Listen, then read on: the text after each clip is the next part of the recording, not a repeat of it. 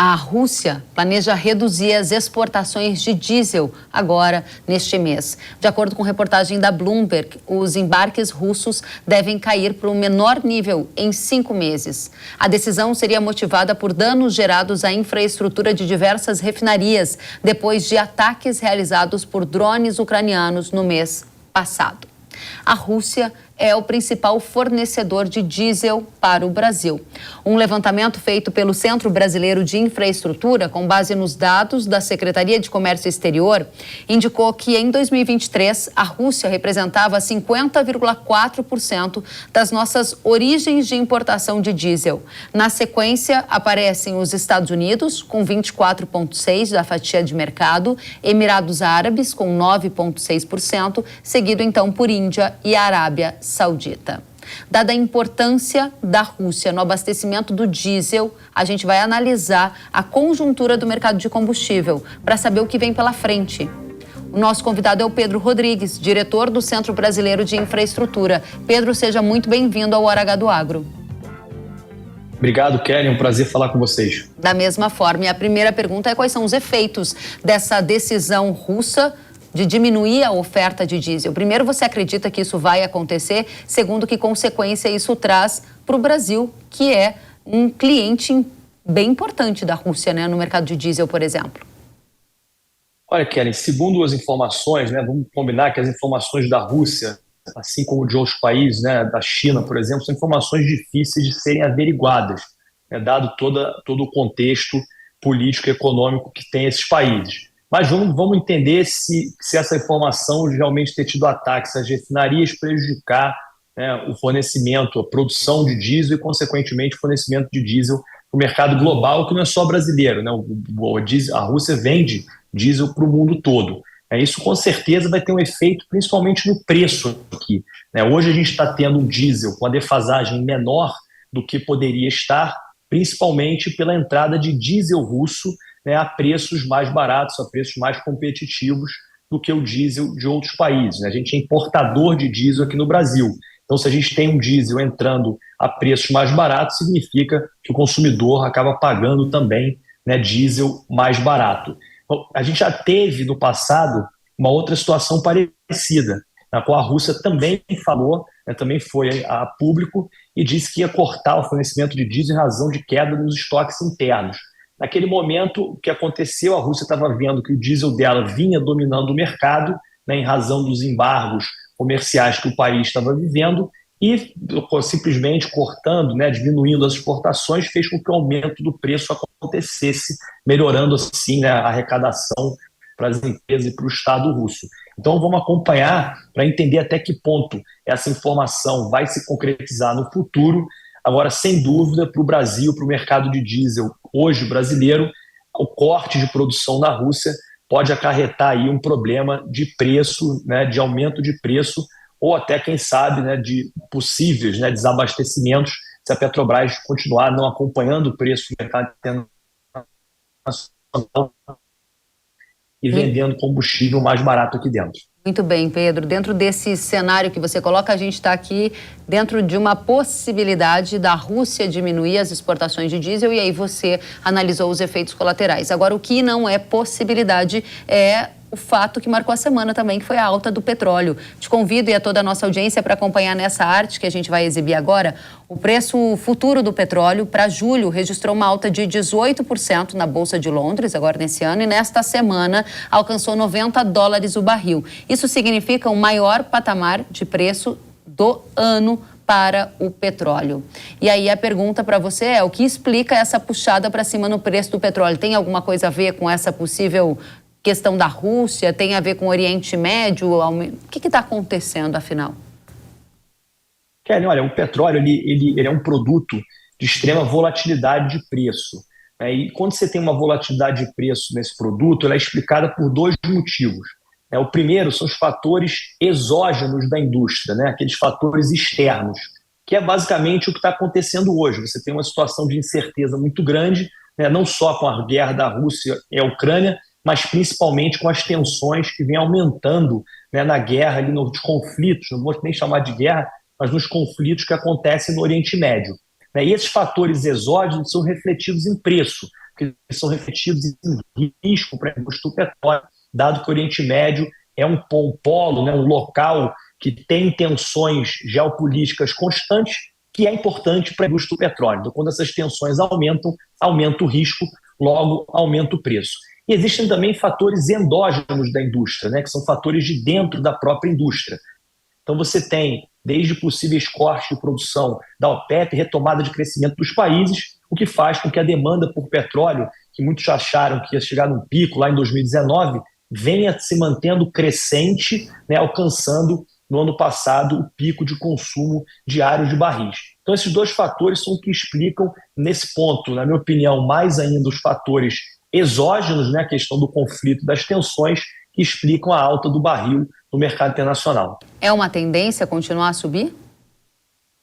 Olha, eu não diria que é uma tendência, né? De novo, é óbvio que os conflitos podem acabar, né? As tensões podem diminuir. Porque a gente, como eu coloquei, o produto petróleo é de extrema volatilidade.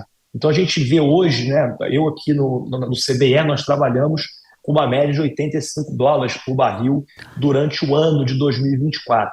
Porém, isso é uma média, né? Muito difícil a gente dizer no curto prazo se esse preço vai para 95, volta para 80. Quer dizer, a gente não tem, eu brinco que essa pergunta é a pergunta de $1 bilhão, né? Porque a gente não consegue prever se amanhã vai ter um atentado, se a guerra vai se alongar ou se os países vão ter booms de crescimento. Mas aí mais ainda os fatores exógenos, como eu coloquei, são fatores muito imprevisíveis para a gente colocar na conta e saber se essa tendência ela vai se manter pelos próximos meses ou se o barril vai entrar em preço de equilíbrio. Muito bem, agora o que a gente tem de fato concreto é a alta do petróleo, que aconteceu agora nesses últimos dias, e também um dólar acima de 5. Esses dois fatores conjugados, em tese, eles favorecem um preço mais alto para combustíveis como o diesel, combustível que é mais usado no agro brasileiro. A pergunta é, também difícil, a Petrobras, pressionada a reajustar os combustíveis, vai aumentar o preço do diesel para seguir o mercado ou vai haver um controle de preços, mantendo o diesel num patamar mais baixo? Olha, Keren, no passado, né, quando a Petrobras seguia o preço de paridade de importação, a gente podia dizer que o crescente aumento da defasagem que a gente viu nos últimos meses, nas últimas semanas, a tendência era que a Petrobras iria fazer um reajuste de preço, nesse caso, para cima. Eu gosto de falar que nesse caso, por quê? Porque quando você pratica a paridade de preço internacional, o consumidor, né, o agricultor, aquele consumidor de diesel pode olhar essa tendência e falar, olha, eu posso subir de alguma maneira, me precaver, né, posso esperar que vai haver aquele aumento ou uma redução de preço. Nessa nova política da Petrobras, na qual a PPI foi ignorada e as variáveis, né, dessa nova política comercial são muito obscuras e incalculáveis do ponto de vista de quantitativo, né, difícil a gente dizer quantitativamente para onde vai, é difícil também a gente dizer se a companhia vai aumentar o preço ou reduzir. O fato da vida é que hoje a defasagem está muito alta, principalmente na gasolina, exatamente pelo motivo que você colocou. O aumento do preço do barril do petróleo e o aumento do câmbio.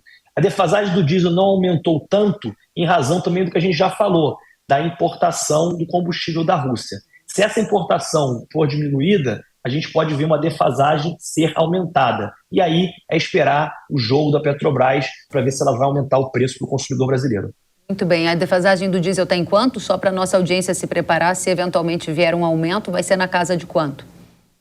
O último número, né, que a gente está analisando, a defasagem está em torno de 6%, 7%. Mas volto a falar, essa defasagem está principalmente nesse patamar em razão da inundação do mercado pelo diesel russo. Então vamos ter que esperar esses dois fatores, não só o preço do barril, mas também se é verdade, né, que as exportações da Rússia, importações brasileiras desse produto vão ser diminuídas. Em outras palavras, o que você está dizendo é que não dá para cravar que o preço do diesel vai subir, porque todos esses fatores, seja uma redução na oferta de diesel russo, seja um reajuste de preço pela Petrobras, são fatores que não têm uma regra clara que a gente possa antever o movimento de mercado, é isso? Na verdade, Kelly, eu diria que dá para cravar que se a gente olhar esses dois fatores, os fatores mercadológicos, a Petrobras, se for mexer em preço, deveria aumentar o preço. Isso dá para cravar. O que não dá para cravar é quando a Petrobras vai fazer e se ela vai fazer em razão dessa nova política de preços, e como eu coloquei, uma política de preços pouco transparente e obscura, que no final, como você colocou, ela acaba sendo ruim para o consumidor. A gente tem que entender que a transparência nos preços, principalmente em preços como a gasolina, como o diesel, né, que são preços dados pelo mercado internacional, elas são benéficas ao consumidor. O consumidor consegue se precaver, o consumidor consegue se projetar.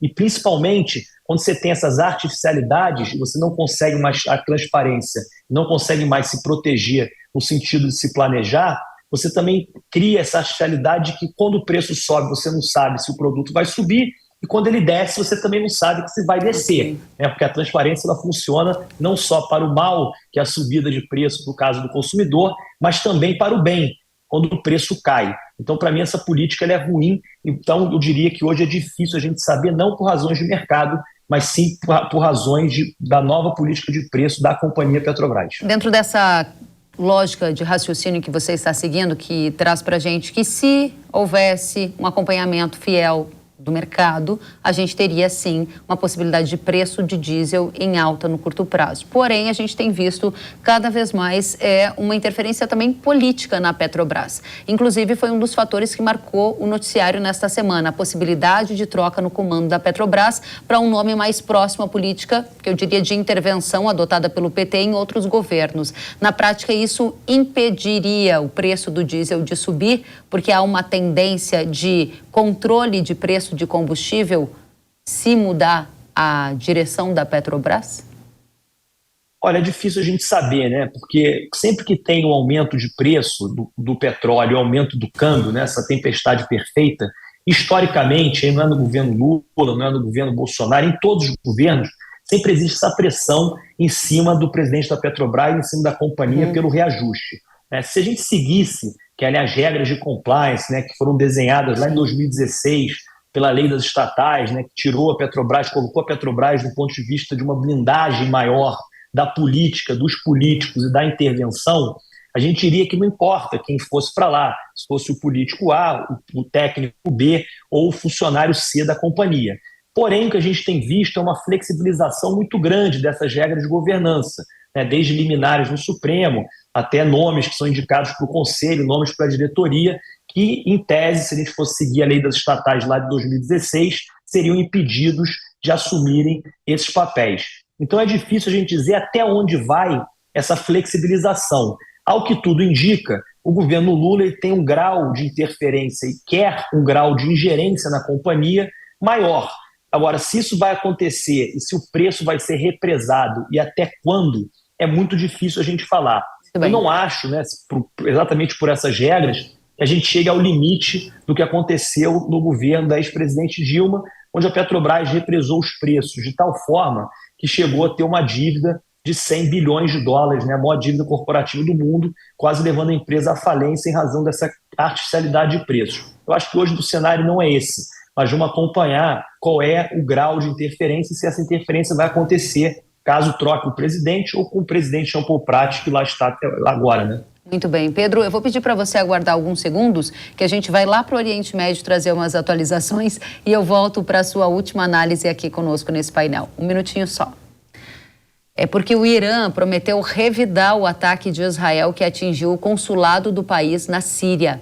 Na semana, um bombardeio atribuído a Israel deixou 8 mortos, entre eles 2 generais iranianos e 5 militares. O líder supremo do Irã disse que, abre aspas, fará com que lamentem pelo crime e por atos similares, fecha aspas. Já as autoridades israelitas se recusaram a comentar o ataque. A escalada das tensões acontece na mesma semana em que o conflito na região completa 6 meses de duração e renova o receio de que a guerra Israel-Hamas possa resultar num conflito regional. O Irã foi acusado de fornecer armas ao grupo rebelde Hamas no ataque a Israel em 7 de outubro do ano passado. Pedro, eu volto com você e pergunto como as tensões envolvendo o Irã podem afetar o preço do petróleo e o mercado de combustível aqui no Brasil no curto prazo. Ele vai tornando, né, essa guerra entre Israel e Hamas cada vez mais parecida com a guerra do Yom Kippur, né, que levou a um choque do petróleo. Porque o conflito entre Israel e Hamas ele é basicamente bem conhecido, né, e os países são países que não têm assim, uma preponderância, apesar de estarem no Oriente Médio, para a indústria do petróleo. Quando envolve o Irã, né, e outros países árabes que têm uma preponderância maior na indústria, e principalmente em razão do poder bélico do Irã, né, a gente fica mais preocupado, porque aí sim pode respingar num conflito maior, né, e conflito esse envolvendo países que são relevantes para o mercado de petróleo. Haja visto o que aconteceu na Rússia, né? A Ucrânia não é um país relevante para a indústria do petróleo, porém a Rússia é. Em razão da guerra, a gente teve um remeleixo, né, uma confusão no mercado, principalmente em relação a preço, embargos e por aí vai. Então, o envolvimento do Irã é sim o que causa a maior tensão e o que explica, de certa maneira, o que a gente estava falando anteriormente e esse pico de $90 que chegou o preço do barril do petróleo. Se esse conflito se aumentar, aí fica cada vez mais difícil a gente prever para onde vai o preço, né? Vai depender muito do tamanho desse aumento e quanto vai aumentar e o quanto vai ser afetada a indústria do petróleo pela guerra que está acontecendo. Muito bem. Pedro Rodrigues, diretor do Centro Brasileiro de Infraestrutura, obrigada pela companhia e volte mais vezes. Obrigado a vocês, é sempre um prazer estar aqui. Até a próxima.